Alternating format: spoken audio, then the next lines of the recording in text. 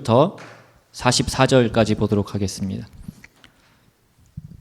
누가복음 19장 28절부터 44절까지 말씀입니다.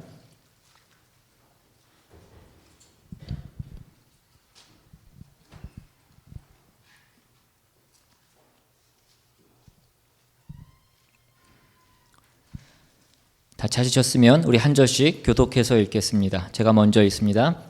예수께서 이 말씀을 하시고 예루살렘을 향하여 앞서서 가시더라.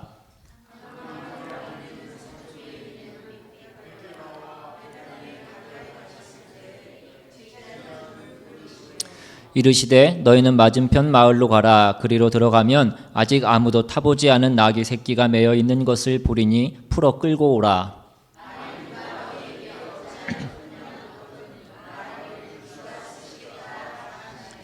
보내심을 받은 자들이 가서 그 말씀하신 대로 만난지라.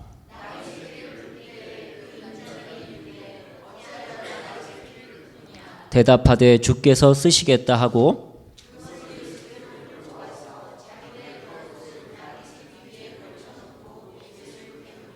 가실 때에 그들이 자기의 겉옷을 길게 펴더라.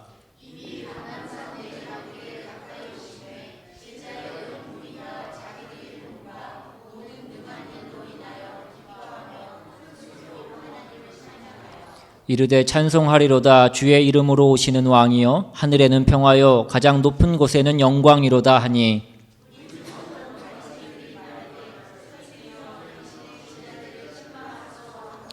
대답하여 이르시되 내가 너희에게 말하노니 만일 이 사람들이 침묵하면 돌들이 소리 지르리라 하시니라.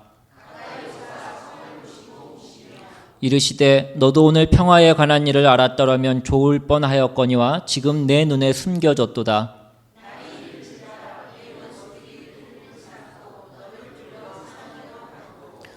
같이 읽습니다. 또 너와 및 그 가운데에 있는 내 자식들을 땅에 메어 치며 돌 하나도 돌 위에 남기지 아니하리니 이는 내가 보살핌을 받는 날을 알지 못함을 인함이니라 하시니라. 아멘. 기도하겠습니다. 하나님 아버지, 이 시간 우리가 주님 앞에 겸손히 엎드리고 겸손한 마음으로 주님의 말씀을 듣기를 원합니다. 부족한 종을 사용하여 주셔서 부족한 인간의 모습을 감춰주시고 온전히 주님의 말씀이 선포될 수 있도록 이 시간 역사하여 주시옵소서. 귀한 말씀이 우리 가운데 생명의 말씀이 될 수 있도록 우리의 삶을 바꾸는 말씀이 될 수 있도록 주님 이 시간 역사하여 주시옵소서. 감사드리고 예수님의 이름으로 기도드립니다. 아멘. 여러분 오늘 돌아오는 1월 20일이 무슨 날인지 아십니까? 혜자 집사님이 정확히 알고 계시네요. 미국 45대 대통령인 도널드 트럼프의 취임식이 있는 날입니다. 미국이 여전히 전 세계의 패권국이고 그런 나라의 수장으로 이제 트럼프가 미국의 수도인 워싱턴 DC로 입성을 하는 것입니다. 트럼프는 이미 외교, 군사, 교육, 이민 문제 등 그 주요 현안에 대해서 자신이 주관이 뚜렷한 사람이었기 때문에 이 1월 20일 이후로 미국은 전혀 새로운 불확실성의 시대로 들어갈 것이다 라고 그렇게 많은 사람들이 얘기합니다. 그래서 기사에 보니까 이 트럼프의 취임식에 참여하지 않겠다라고 보이콧하는 많은 의원들이 늘어나고 있다라는 기사를 보기도 합니다. 그가 얘기했던 많은 인종차별적인 발언이라던가 성차별, 또 외국인에 대한 혐오, 그런 편협함, 그런 것으로 규정된 대통령을 지지하지 않겠다라는 것입니다. 트럼프가 이미 수많은 미국인들에게 드러난 그 경시에 대한 개인적인 저항의 표시다라고 그렇게 얘기합니다. 이런 트럼프가 이끄는 이 미국이 앞으로 세계에 또 그리고 우리들의 삶에 어떤 영향력을 미칠 것인가, 그것이 많이 주목되는 그런 시점인 것 같습니다. 2000년 전에도 이와는 너무나 대조되는 한 왕이 그들의 나라의 수도로 들어가시는, 입성하시는 사건이 있었습니다. 바로 오늘 본문에 나오는 예수님이 예루살렘에 입성하신 사건입니다. 전에도 예수님은 예루살렘에 몇 번 오신 적이 있었지만 이번에는 분위기가 달랐습니다. 예수님은 나귀를 타고 입성하셨고 많은 군중들의 열렬한 환호를 받으면서 입성하셨습니다. 이것은 왕으로서의 입성하신 것이었고 공식적으로 메시아로서 그 예루살렘에 입성하신 것입니다. 그러나 또한 이것은 세상의 왕이 가는 그 길과는 다른 죽음을 각오하신 그 길이었고 또 당신의 마지막 사명을 감당하시는 그런 길이었습니다. 오늘 우리는 본문 말씀을 통해서 우리의 왕으로 오신 예수님이 어떤 분이시고 또 그런 예수님을 맞이하는 우리의 태도와 우리의 삶의 자세는 무엇이어야 되는지에 대해서 함께 말씀을 나누기를 원합니다. 오늘 예수님께서 예루살렘에 들어가시기 전에 먼저 한 가지 준비를 하십니다. 본문 29절부터 32절 말씀해 보시면 감람원이라 불리는 산 쪽에 있는 벳바게와 베다니에 가까이 가셨을 때에 제자 중 줄 둘을 보내시며 이르시되 너희는 맞은편 마을로 가라. 그리로 들어가면 아직 아무도 타보지 않은 나귀 새끼가 매어 있는 것을 보리니 풀어 끌고 오라. 만일 누가 너에게 어찌하여 푸느냐 묻거든 말하기를 주가 쓰시겠다 하라 하시매 보내심을 받은 자들이 가서 말씀하신 대로 만난지라. 예수님께서 제자 둘을 보내셔서 아무도 타보지 않은 나귀 새끼를 끌고 오라고 명령하십니다. 만약에 여러분이 이 제자들의 입장이었다면 여러분 어떠시겠습니까? 예수님의 말씀에 순종하실 수 있겠습니까? 그냥 가서 남의 것을 끌고 오라고 말씀하시는 것입니다. 그리고 그 주인이 왜 남의 것을 끌고 가냐라고 그렇게 물어보면 주가 쓰시겠다라고 그렇게 얘기하라라고 말씀하시는 것입니다. 아마 요즘 같으면 있을 수 없는 일이겠지만 너무나 순종하기 힘든 말씀이지만 그래도 오늘 제자들이 그 예수님의 말씀에 순종합니다. 그리고 실제로 나귀 주인이 그것을 보고 그것에 대해 물었을 때 제자들이 주가 쓰시겠다 하라는 그 말씀을 들었을 때 순순히 내어주는 것을 보게 됩니다. 여러분 아무것도 아닌 일 같지만 우리가 성경에서 보니까 별것 아닌 것 같지만 여러분 이것은 기적 같은 일입니다.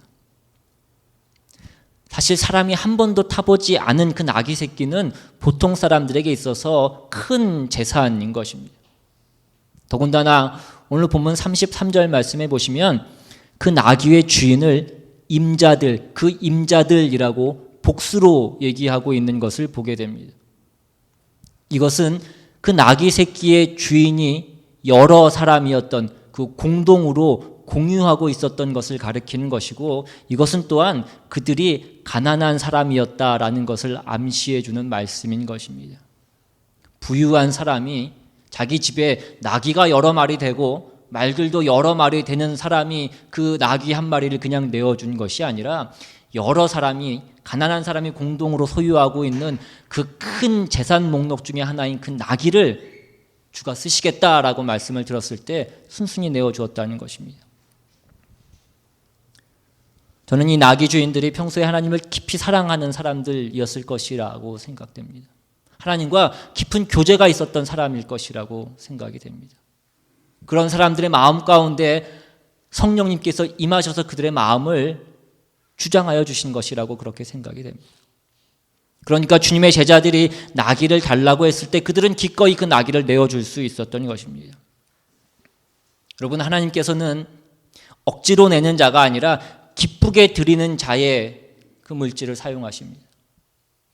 하나님은 돈 많은 사람의 것을 사용하시는 것이 아니라 하나님을 사랑하는 사람이 겸손히 내어드리는 것을 하나님께서 사용하신다는 것입니다. 우리는 하나님의 일을 할 때에 나귀가 없어서 하나님의 일을 하지 못한다라고 얘기할 때가 많이 있습니다.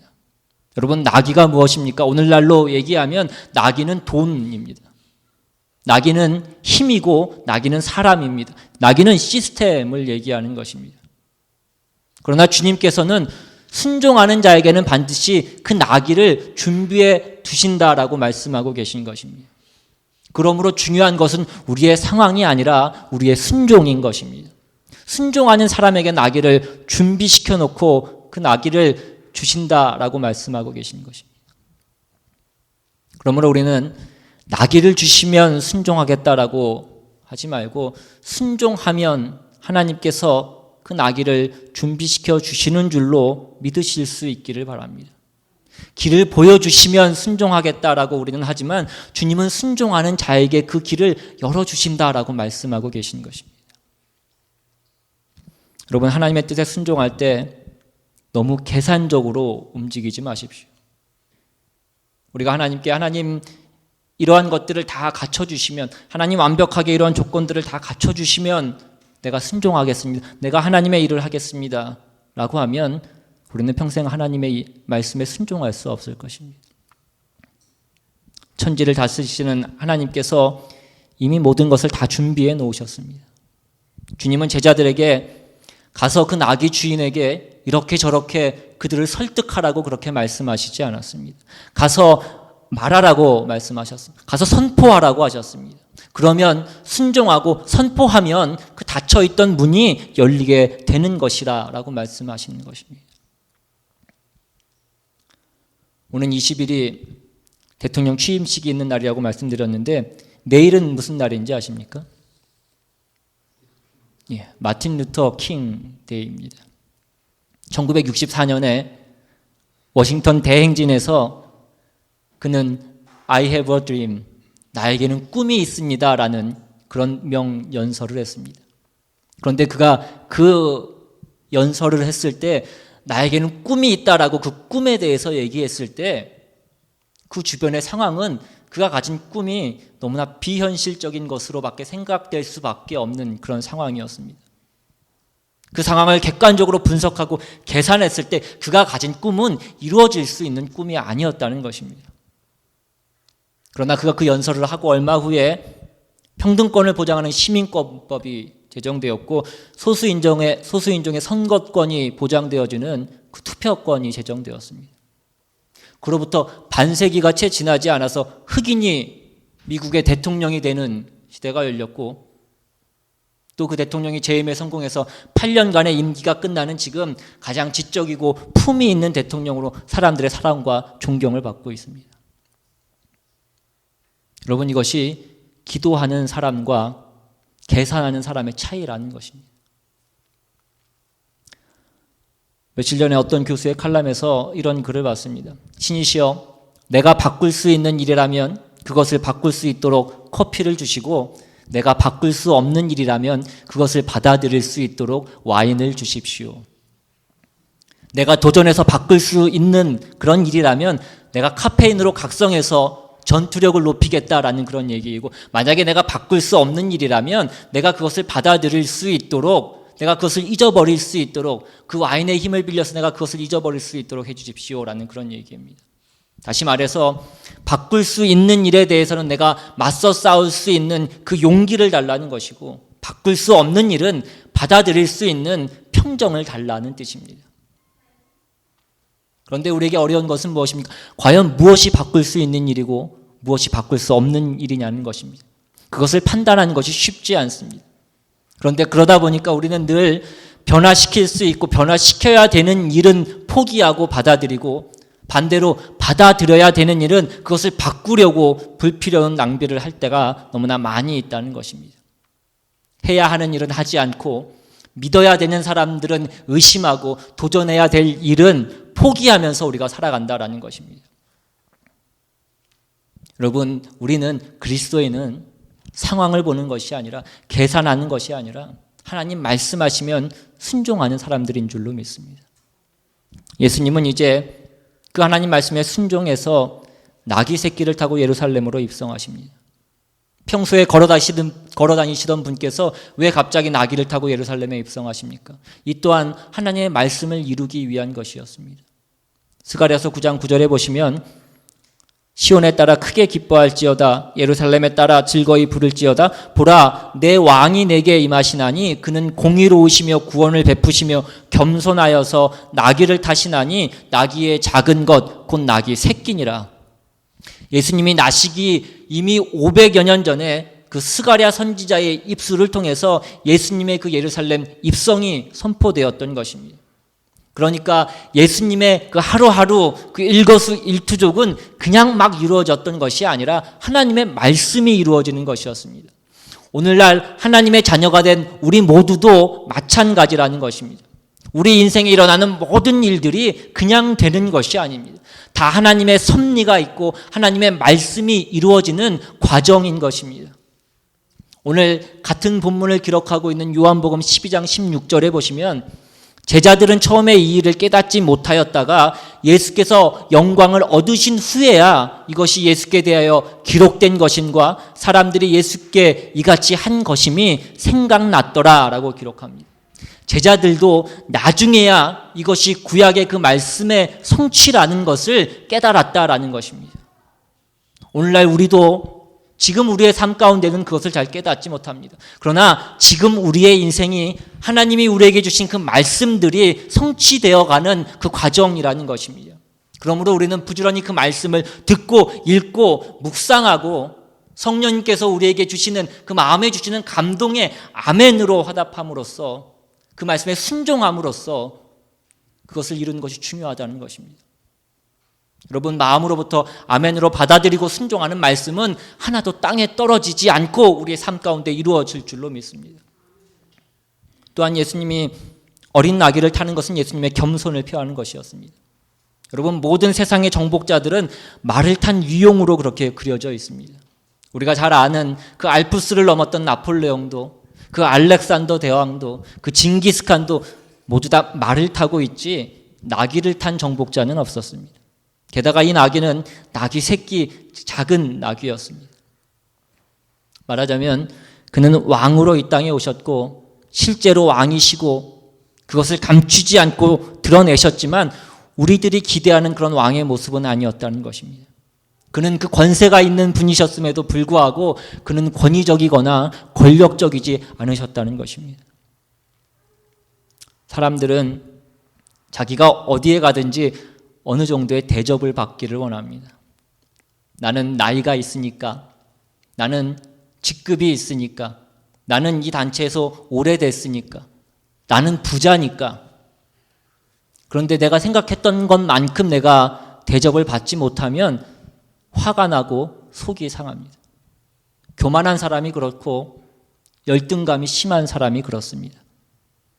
그러나 세상 어떤 왕보다도 높으셨던 예수님께서는 스스로 그 나귀 새끼를 타셨습니다. 그러나 그렇다고 해서 그 예수님의 마음 가운데 열등감이나 패배감이 있었겠냐는 것입니다. 여러분, 우리를 향한 그 예수님의 마음에는 사랑밖에 없습니다. 정말 사랑하면 자기의 위치를 드러내고 주장하지 않습니다. 엊그제 오바마 대통령의 그 퇴임 연설, 그 고별 연설을 잠깐 본 적이 있습니다. 그가 그 연설 가운데 그 부인의 이름을 부르면서 그 미셸이라는 이름을 부르면서 당신은 25년 동안 나의 아내였고 또 내 아이들의 엄마였고 또 나의 가장 좋은 친구였다라고 그렇게 얘기합니다. 그리고 당신은 나를 자랑스럽게 만들어줬다라고 그렇게 얘기했습니다. 그가 그렇게 얘기하고 눈시울이 붉어져서 눈물을 훔치는 그 모습을 볼 때에 그가 정말 세계에서 가장 강한 나라의 대통령으로서의 모습이 아니라 한 가정의 좋은 남편이고 좋은 아버지의 모습인 것을 저는 보게 됐습니다. 아무리 세상에서 잘 나가는 대통령이라고 하더라도 가족에게 그 대통령으로서 대접받기를 원하지는 않을 것입니다. 예수님, 우리의 왕이셨지만 우리를 정복하고 군림하는 왕으로 오신 것이 아니라 우리를 위로하고 치유하는 왕으로 오셨습니다. 그 십자가 사랑으로 우리에게 무조건 주시기 위해서 오신 것입니다. 그런 예수님을 사람들이 열렬히 환영하고 환호했습니다. 37절에 이미 감람산 내리막길에 가까이 오심에 제자의 온 무리가 자기들이 본 바 모든 능한 일로 인하여 기뻐하며 큰 소리로 하나님을 찬양하여. 지금 예루살렘에는 유월절을 맞이해서 전국에서 수많은 인파들이 집결되어 있었습니다. 그리고 그곳에는 이미 예수님께서 죽은 나사로를 살렸다라는 그 소문이 쫙 퍼져 있었습니다. 예수님께서 소경을 눈뜨게 하시고 귀머거리를 듣게 하시고 앉은뱅이를 일으키시고 그 모든 수많은 기적들을 일으키신 것을 그 소문이 파다하게 퍼져 있었고 이제 그 소문의 주인공이 예루살렘에 들어오실 때 그들은 환영했던 것입니다. 38절에 이르되 찬송하리로다 주의 이름으로 오시는 왕이여 하늘에는 평화여 가장 높은 곳에는 영광이로다 하니 이 말씀은 시편에 기록된 메시아에 대한 예언의 말씀입니다. 그것은 당시에 메시아에 대해서 이스라엘 백성들이 얼마나 기대하고 있었는가를 또한 표현해 주는 반증이기도 합니다. 그들은 수도 없이 그 외세의 침략 가운데 무너지는 고통을 당했었고 지금도 로마의 식민지 아래에서 고통을 당하고 있었습니다. 그래서 그들은 그 구약에서 약속되었던 다윗 왕과 같은 그 군사적 영웅으로서의 메시아를 기다리고 있었던 것입니다. 군대를 일으켜서 그 로마의 통치를 몰아내고 새로운 다윗의 왕국을 일으킬 그 메시아를 갈망하고 있었던 것입니다. 예수님이 그런 분이 아니셨다면 그런 분이셔야만 되었던 것입니다. 실제 예수님과는 상관없는 그들의 입맛에 맞는 그들의 필요를 채워줄 그런 메시아를 부르면서 그들은 열광하고 있었던 것입니다. 다른 복음서에 보면 사람들이 호산나를 부르면서 환영했다라고 그렇게 기록되어 있습니다. 여러분, 호산나라는 뜻은 Save us now라는 뜻입니다. 지금 우리를 구원하여 주시옵소서라는 뜻인 것입니다. 그들의 마음은 너무나 급했습니다. 지금 우리를 구원해 줘야만 됐던 것입니다. 그리고 그들이 원하는 구원은 정치적인 구원이었습니다. 로마의 압제로부터 정치적으로 해방되는 것이 그들이 원하는 구원이었습니다. 어쩌면 우리도 지금도 그런 식으로 기도하고 있는지도 모릅니다. Save us now. 주님, 지금 개입해 주십시오. 내 방법대로, 내가 생각하는 대로 하나님 좀 힘을 써 주십시오. 우리를 괴롭게 하는 그 사람들을 빨리 좀 망하게 해주시고 우리의 돈줄이 지금 좀 풀려지게 해주시고 우리의 자녀들이 지금 좀 잘되게, 지금 좋은 학교에 들어가고 지금 좋은 직장에 들어가게 해주십시오. 이렇게 하나님 좀 움직여달라는 것입니다.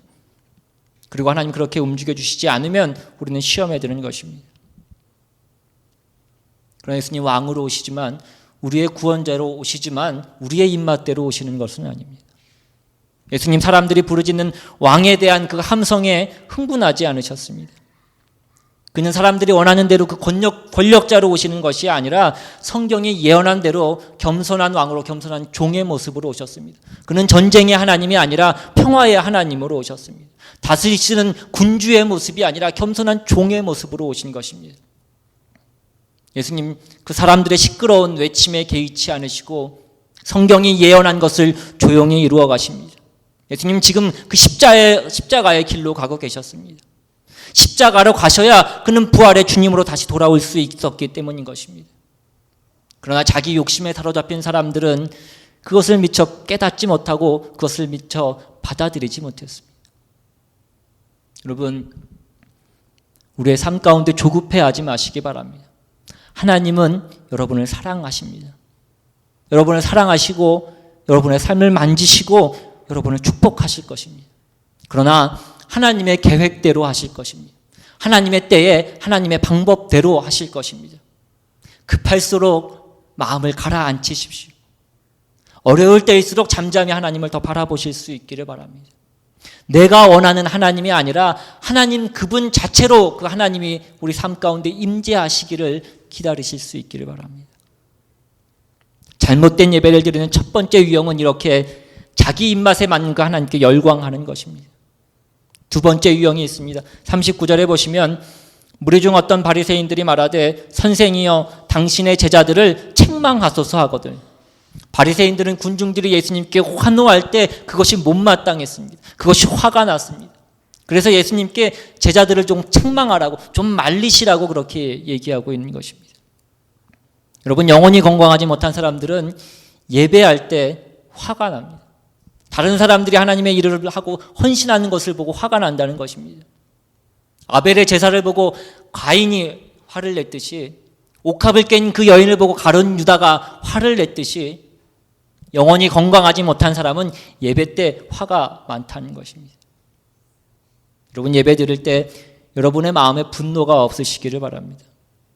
영혼이 병들어 있으니까 하나님을 하나님으로 알아보지 못하고 하나님을 경배하는 사람들을 보고 화가 나는 것입니다. 그런 그들에게 예수님께서 말씀하십니다. 40절에 대답하여 이르시되 내가 너희에게 말하노니 만일 이 사람들이 침묵하면 돌들이 소리 지르리라 하시니라. 예수님께서는 사람들이 메시아에 대해서 잘못된 개념을 갖고 있는 것에 대해서는 경계하셨습니다. 그러나 사람들이 그의 메시아 되심을 찬양하고 기뻐하는 것은 마땅히 여기셨다는 것입니다. 예수님께서는 내가 찬양받기에 합당한 그 영광의 왕이다라고 얘기하고 계신 것입니다. 그들이 아직 그 예수님이 그들의 영혼을 구원할 그 예수님으로, 그 주님으로 오시는 것을 모르고 있었지만 그래도 그 입에서 나오는 찬양은 주님이 받으시기에 합당했다라는 것입니다. 이제 예수님께서는 높은 데로 가셔서 예루살렘 성읍을 내려다보십니다. 41절에 가까이 오사 성을 보시고 우시며라고 그렇게 기록되어 있습니다. 여기서 우시며라는 그 해당되는 언어의 뜻은 슬퍼하고 비통하면서 우는 것을 얘기하는 것입니다. 수많은 사람들이 메시아의 오심을 환영하고 열광하고 있는데 예수님 왜 눈물을 흘리시고 그렇게 비통해 하셨습니까? 예수님은 영의 눈으로 그 예루살렘을 보시고 그 사람들을 보셨기 때문입니다. 우리가 보지 못하는 것을 주님께서 보셨기 때문인 것입니다.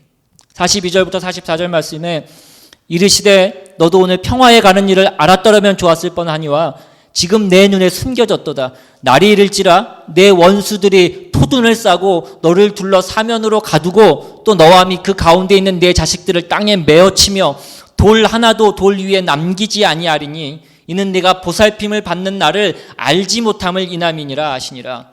이것은 예수님께서 예루살렘 멸망에 대해서 예언하신 말씀입니다.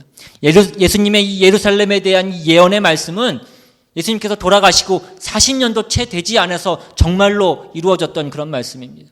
AD 70년에 유대인들의 반란이 계속되자 로마 황제가 엄청난 군대를 보내서 예루살렘을 포위하고 공격합니다.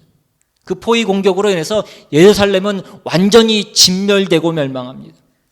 정말 돌 위에 돌 하나도 남기지 않으리라라고 하셨던 그 말씀처럼 로마 군대 사이에 그 성전에 그 돌과 돌 사이에 황금이 숨겨져 있다라는 그 소문이 퍼져서 정말 로마 군인들이 그 돌 하나를 뜯어내면서 그 성전을 무너뜨렸다라는 것입니다. 역사적 요세푸스는 이 끔찍한 예루살렘 함락을 기술하면서 이때 유대인들이 겪었던 그 참상은 창세기 이후 모든 사람들이 겪은 그 불행보다 더 끔찍했다라고 그렇게 기록했습니다. 오늘 예루살렘이 그처럼 비극적인 멸망을 당하게 되는 그 이유가 무엇이었습니까? 42절에 그들의 눈이 어두워져서 평화에 관한 일을 몰랐기 때문이라는 것입니다. 이것은 그들이 지금 예루살렘에 입성하시는 그 평화의 왕이신 예수 그리스도를 제대로 깨닫지 못하고 있는 것을 두고 하신 말씀입니다. 44절에는 이는 내가 보살핌을 받는 날을 알지 못함을 인함이니라. 이것은 하나님께서 너를 찾아오신 때를 내가 깨닫지 못했기 때문이다 라는 뜻입니다. 하나님께서 찾아오신 때란 하나님이 선지자를 통해서 수없이 말씀하신 그 때를 얘기하는 것입니다. 여러분, 하나님이 우리에게 말씀하시는 때는 하나님이 우리에게 찾아오시는 때입니다. 우리가 그 말씀 앞에 무릎 꿇고 받아들이면 하나님의 임재를 받아들이는 것입니다. 그러면 우리는 죄에서 돌아서게 되는 것이고 우리의 영혼은 살아나게 되는 것입니다. 우리는 죽지 않게 되는 것입니다. 그러나 그들은 오늘 수없이 찾아오시는 그 하나님의 때를 무시했다는 것입니다. 선지자들을 무시했고 마지막으로 찾아오신 그 예수님도 그들을 무시했습니다. 그러니까 그들은 깨닫지 못한 것입니다. 그러니까 그들은 그 멸망으로 가는 길에서 돌이킬 수 없었다는 것입니다. 예수님은 오늘도 우리에게 항상 말씀하고 계십니다. 우리에게 회개하라고 말씀하고 계십니다. 그것을 듣고 돌아서면 되는데 우리의 마음이 완악해서 그 음성을 듣지 못할 때가 너무나 많이 있습니다. 자기중심적이고 종교적 그 열정에 빠져서 우리는 하나님을 잘 믿고 있다라고 그렇게 생각할 때가 너무나 많이 있습니다. 그러나 오늘 예루살렘이 환호하며 그 즐거움에 쌓여 있을 때 주님은 울고 계셨습니다. 우리는 겉으로 드러난 오늘 우리의 현상이 좋으면, 우리의 상황이 좋으면 다가올 미래의 그 끔찍함을 깨닫지 못할 때가 너무나 많이 있습니다. 1차 세계대전이 일어나기 전에 세계 경제는 피크에 있었습니다. 인간의 그 기술과 과학에 대한 자신감은 극에 달해 있었습니다. 이제는 인간이 전쟁 없는 그런 세상을 만들 수 있다라고 그렇게 생각했습니다. 그런데 채 10년도 되지 않아서 1차 세계대전이 터진 것입니다. 인류 역사상 유례를 찾아볼 수 없는 1차, 2차 세계대전이 당시에 가장 문명이 발달한 그 문명 국가들에 의해서 가장 끔찍한 방법으로 저질러졌다는 것입니다. 여러분, 인간은 한치 앞을 내다볼 수 없습니다. 그러나 예수님은 그 영적인 본질을 깨뜨려 보지 못하고 지금 쾌락에 취해 있는 그들을 보면서 울고 계셨다라는 것입니다. 주님께서 오늘도 우리에게 소망을 주시고 미래를 주시고 비전을 주시지만 그것은 예수님을 제대로 만날 때 우리가 얻을 수 있는 것입니다. 예수님을 예수님으로 제대로 인식하지 못한 영적으로 무지한 사람들에게는 그 미래가 없는 것입니다. 당시에 예루살렘 사람들은 성경 말씀도 알았습니다. 시편의 그 메시아의 말씀을 인용할 수 있을 정도로 그들은 똑똑했습니다. 종교적인 관습도 있었고 그들은 예배를 드릴 줄도 알았습니다. 그러나 단순히 그런 종교적 열심을 가졌다고 되는 것이 아니라는 것입니다. 그 십자가 예수님을 제대로 알아야 된다라는 것입니다. 그런데 그들은 지금 자신의 상황이 힘드니까 자신의 입맛에 맞는 그 하나님을 해석하고 그 하나님을 원했던 것입니다. 자신들을 구원해 줄 그 정치적인 메시아만을 원했던 것입니다.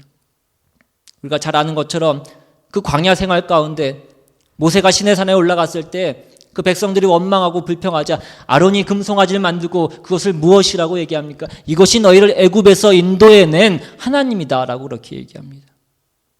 어쩌면 오늘도 우리는 이 교회에 모여서 우리가 만든 금송아지를 하나님이라고 부르고 있는지도 모릅니다. 우리의 인생이 너무나 급하니까 그 문제를 해결해 줄 그 예수님을 찾는 것입니다.